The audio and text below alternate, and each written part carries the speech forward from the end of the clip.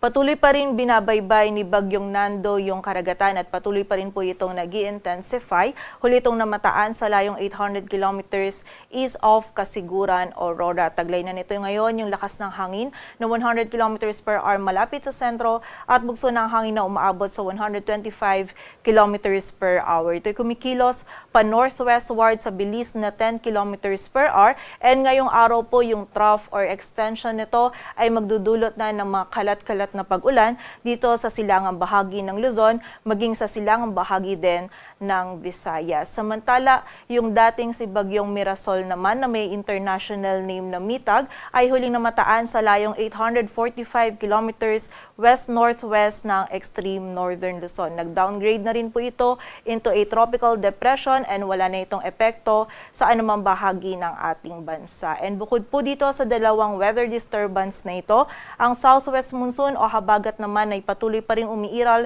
dito sa may western section ng northern at central Luzon, maging sa bahagi din ng southern Luzon at Visayas, kung saan ngayong araw ay magdadala din po ito ng mga kalat-kalat na pag-ulan, lalong-lalo na dito sa may western section ng central Luzon, maging dito rin sa malaking bahagi ng southern Luzon. Kaya naman po doble ingat pa rin sa ating mga kababayan sa posibilidad ng mga pagbaha at pagguho ng lupa.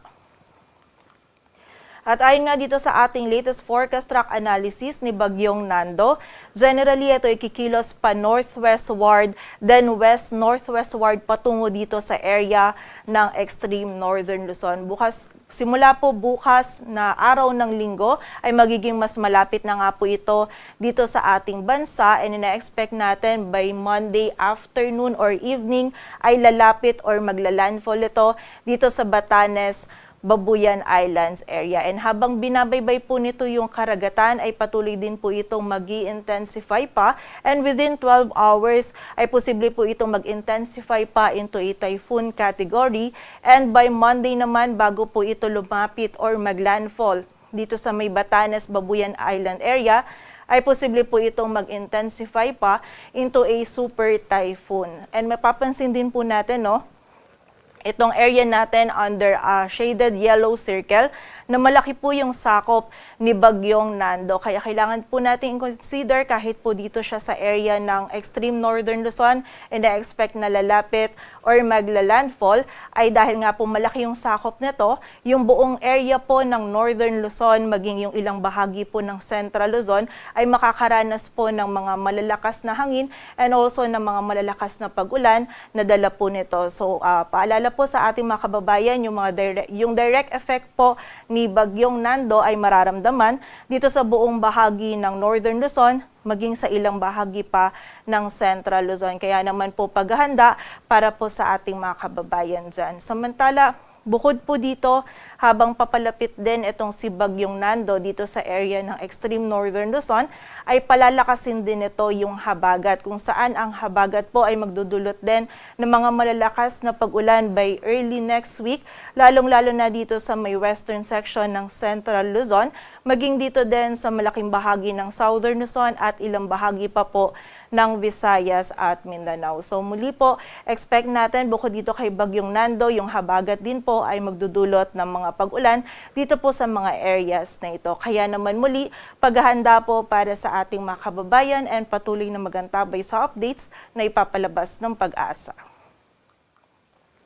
And sa kasalukuyan po, wala pa tayong nakataas na wind signal sa anumang bahagi ng ating bansa. Ngunit ngayong araw din, ina-expect po natin na magtataas na tayo ng wind signal number 1 dito sa area ng northern Luzon. And during the passage po ni Bagyong Nando, yung highest possible wind signal natin ay maaaring umabot hanggang wind signal number 5. So expect po natin mapaminsalang hangin yung dala ni Bagyong Nando. So yung ganito pong kalakas na hangin, posible ito makapagpatumba ng puno, ng poste, makasira po ng mga pananim and also ng mga structures. So expect po natin sa pagdaan po ni Bagyong Nando, posible po na mawalan tayo ng kuryente or magkaroon po ng interruption po sa communication. Kaya naman muli, paghahanda po para sa ating mga kababayan.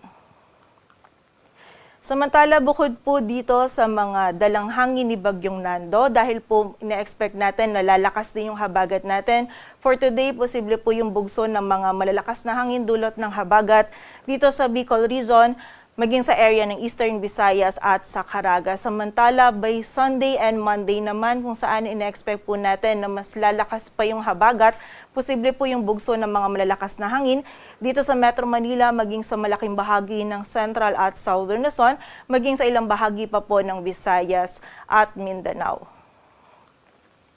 At sa kasalukuyan po, wala tayong nakataas pa na gale warning, ngunit maalon na karagatan na po yung mararanasan ng ating mga kababayan dito sa eastern seaboards ng Cagayan, Isabela at Catanduanes. Samantala, within the day din po, magtataas na din tayo ng storm surge warning sa coastal waters ng Northern Luzon, kung saan kapag meron po tayong risk ng storm surge, suspended po yung kahit anong marine activities po natin gaya ng paglangoy, paglalakbay dagat, and also yung pangingisdaan. Inaabisuhan din po natin yung ating mga kababayan na nakatira malapit sa coastal areas na hanggat maaari po ay maaari pong lumipat po tayo sa mas mataas na lugar. And ngayong araw po, meron tayong mga scattered na mga pag-ulan na mararanasan lamang dulot po ng trough ni Bagyong Nando at ng habagat. But simula po bukas, doon na po natin mas mararamdaman yung epekto ni Bagyong Nando, kung saan malalakas na po na pag-ulan yung mararanasan natin sa area ng Cagayan. Posible po dyan yung 50 to 100 millimeters of rainfall. Samantala, sa bahagi din po ng Occidental Mindoro, posible din yung 50 to 100 millimeters of rainfall na dulot naman ng habagat.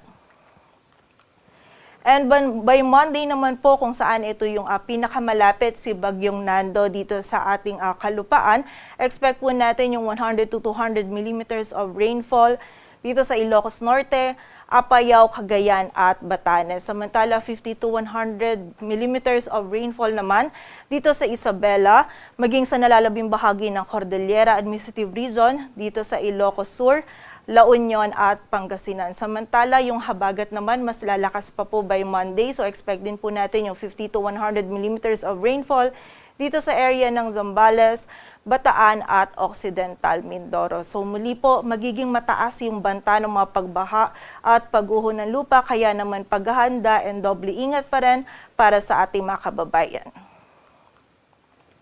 And muli po, para sa track and intensity ni Bagyong Nando, within 12 hours, posible po ito mag-intensify into a typhoon, and by Monday, bago po ito mag-landfall or lumapit sa area ng extreme northern Luzon, is posible po ito mag-intensify pa into a super typhoon. Yung direktang epekto po nito ay dito sa area ng northern Luzon at ilang bahagi ng central Luzon, starting from tomorrow evening to early Tuesday. Kasabay din po nito yung pag-enhance na habagat na magdudulot naman po ng mga pag-ulan sa western section ng Central Luzon, maging sa malaking bahagi pa ng Southern Luzon, dito din sa Metro Manila at ilang areas ng Visayas at Mindanao. So, na-expect din po natin na lalabas ito ng ating area of responsibility by Tuesday morning or noon. And para naman po sa maging lagay ng panahon, ngayong araw ng Sabado, magiging maulap po yung kalangitan. May mga kalat-kalat na pag-ulan po tayong mararanasan dito sa bahagi ng Aurora, Quezon at Bicol Region. Dulot po ito ng trough ni Bagyong Nando. Samantala, pagsapit din po ng hapon, magiging maulap na din yung kalangitan dito sa Cagayan Valley. Mataas na rin po yung tsansa ng mga pag-ulan. Dulot pa rin ng trough nito ni Bagyong Nando. Samantala, dito naman po sa area ng Mimaropa, maulan na panahon na din po yung ating mararanasan, dulot naman ng habagat. And pagsapit po ng hapon, magiging maulap din yung ating kalangitan dito sa Pangasinan, rest of Central Luzon and Calabarzon, maging dito din po sa Metro Manila, at tataasan din po yung tsansa ng mga pag-ulan, pagkidlat at pagkulog, dulot ng habagat. Samantala, dito naman sa area ng Eastern Visayas, makakaranas na din po tayo ngayong araw ng mga pag-ulan, dulot po ng trough ni Bagyong Nando. And dito naman sa area ng Palawan, may mga scattered na mga pag-ulan din na mararanasan na dulot ng habagat. For the area naman po ng Western Visayas, magiging mataas din po yung tsansa ng mga isolated na mga pag-ulan dulot ng habagat. And for the rest of Visayas at dito sa bahagi ng Mindanao, may mga isolated na pag-ulan po tayong mararanasan dulot ng habagat at ng mga localized thunderstorms. And ngayong araw po, bukod dun sa mga scattered na mga pag-ulan na mararanasan natin, dulot po ng trough ni Bagyong Nando and also ng habagat, ay hindi pa po natin ganun ramdam yung epekto ni Bagyong Nando. So maari po natin gamitin itong panahon na ito para po maging mas handa tayo sa nalalapit na si Bagyong Nando. So ito po yung ilan sa mga paalala para po maging handa tayo. Una po dito ay mag-monitor lamang sa updates na ipapalabas po ng Pag-asa and also makinig din po tayo sa balita. Samantala, pangalawa naman po, magkaroon po tayo ng community planning. Alamin po natin yung plano ng ating komunidad or ng mga LGU para po sa mga posibleng paglikas. And also maganda din po na magkaroon tayo ng family plan or within the family bago po natin bago po dumating itong si Bagyong Nando at magdulot ng mga malalakas na hangin, maaari din po nating suriin yung ating bahay at kung maaari kumpunihin po natin yung mga mahihinang bahagi nito na maaari pong masira ng mga malalakas na hangin na dala ni Bagyong Nando. And also, importante din po na magkaroon tayo ng emergency contact person na taga-ibang lugar na maaari po nating hingan ng tulong kapag tayo po ay nangangailangan. Samantala, ito naman po ay maaari din po tayong maghanda ng emergency kit or isang bag po kung saan ilalagay natin yung ating mga medicine and also yung mga flashlight at kung ano-ano pa pong pangunahing pangangailangan ng ating pamilya. And bukod din po dito, ay lumikas po tayo sa itinakdang evacuation center and makipag-ugnayan lamang po tayo sa ating mga LGU para po sa mga aksyon na kailangan nating gawin para po sa ating kaligtasan.